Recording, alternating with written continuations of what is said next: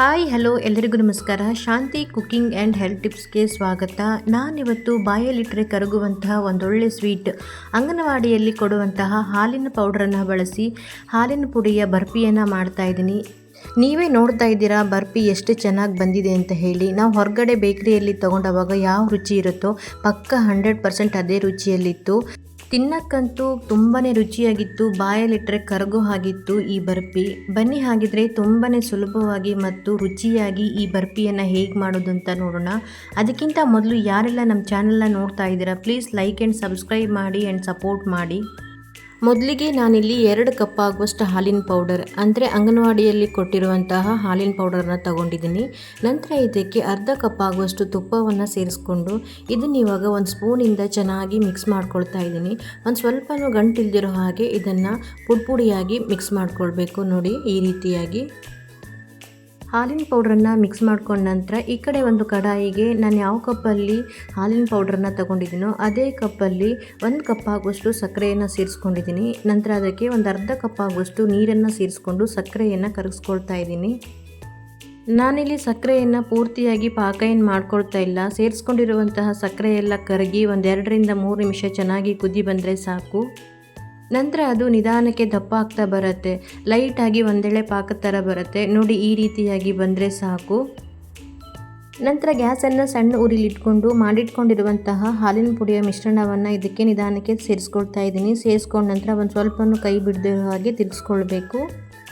ಇವಾಗ ಸೇರಿಸ್ಕೊಂಡಿರುವಂತಹ ಹಾಲಿನ ಪುಡಿ ಎಲ್ಲ ಕರಗಿ ನಿಧಾನಕ್ಕೆ ಮೆಲ್ಟ್ ಆಗ್ತಾ ಬರುತ್ತೆ. ಯಾಕಂತ ಅಂದರೆ ನಾವು ಇದರೊಳಗಡೆ ತುಪ್ಪನ ಸೇರಿಸ್ಕೊಂಡಿರೋದ್ರಿಂದ ತುಪ್ಪ ಎಲ್ಲ ಕರಗಿ ಈ ರೀತಿಯಾಗಿ ಮೆಲ್ಟ್ ಆಗ್ತಾ ಬರ್ತಾ ಇದೆ.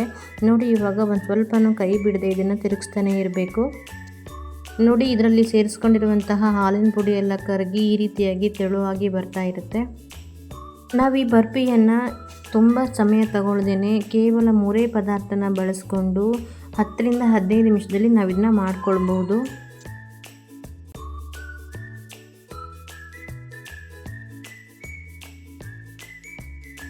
ಸುಮಾರು ಒಂದು 5 ರಿಂದ 6 ನಿಮಿಷ ಇದನ್ನು ಚೆನ್ನಾಗಿ ತಿರುಗಿಸ್ಕೊಂಡ ನಂತರ ತೆಳುವಾಗಿರುವಂತಹ ಹಾಲಿನ ಮಿಶ್ರಣ ನಿಧಾನಕ್ಕೆ ದಪ್ಪ ಆಗ್ತಾ ಬರುತ್ತೆ.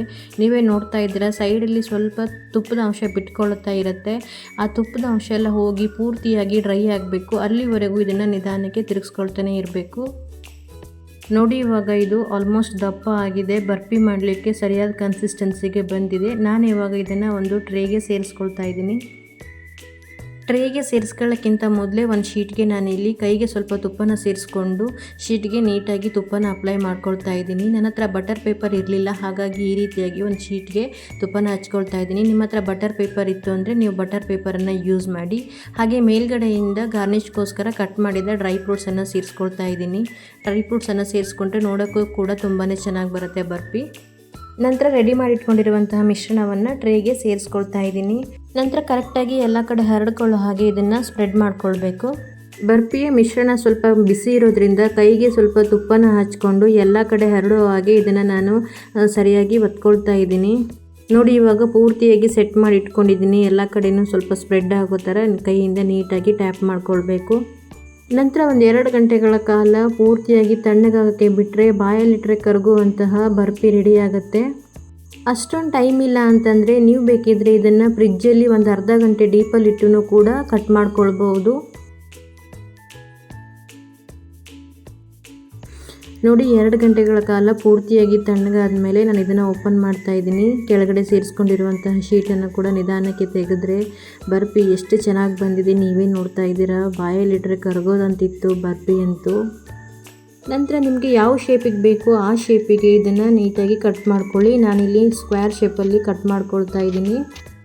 ಈ ಬರ್ಫಿಯನ್ನು ನೋಡ್ತಾ ಇದ್ದರೆ ಅಂಗನವಾಡಿಯಿಂದ ಕೊಡುವಂತಹ ಹಾಲಿನ ಪೌಡ್ರನ್ನು ಬಳಸಿ ಬರ್ಫಿ ಮಾಡಿರೋದಂತ ಹೇಳಿ ಯಾರೂ ನಂಬಲ್ಲ.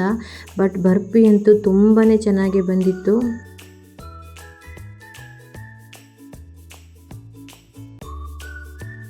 ಮಕ್ಕಳಿಗಂತೂ ಈ ರೀತಿಯಾದಂತಹ ಸ್ವೀಟನ್ನು ಮನೆಯಲ್ಲಿಯೇ ಮಾಡಿಕೊಟ್ರೆ ತುಂಬಾ ಇಷ್ಟಪಟ್ಟು ತಿಂತಾರೆ. ನೋಡಿದ್ರಲ್ವಾ ತುಂಬಾ ಸುಲಭವಾಗಿ ಮತ್ತು ರುಚಿಯಾಗಿ ಬಾಯಲ್ಲಿಟ್ಟರೆ ಕರಗುವಂತಹ ಬರ್ಫಿಯನ್ನು ಹೇಗೆ ಮಾಡೋದು ಅಂತ ಹೇಳಿ.